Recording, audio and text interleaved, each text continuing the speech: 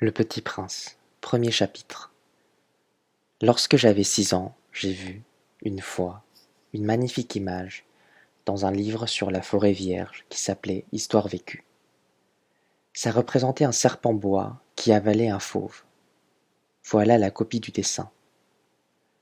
On disait dans le livre, les serpents bois avalent leur proie tout entière, sans la mâcher. Ensuite, ils ne peuvent plus bouger et ils dorment pendant les 6 mois de leur digestion. J'ai alors beaucoup réfléchi sur les aventures de la jungle et, à mon tour, j'ai réussi, avec un crayon de couleur, à tracer mon premier dessin. Mon dessin numéro 1, il était comme ça. J'ai montré mon chef-d'œuvre aux grandes personnes et je leur ai demandé si mon dessin leur faisait peur. Ils m'ont répondu: pourquoi un chapeau ferait-il peur? Mon dessin ne représentait pas un chapeau.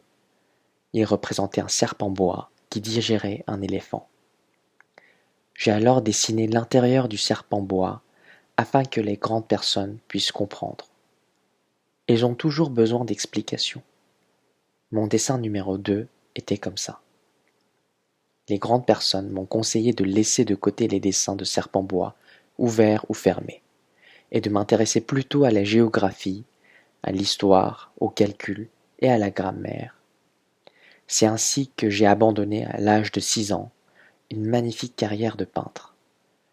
J'avais été découragé par l'insuccès de mon dessin numéro 1 et de mon dessin numéro 2.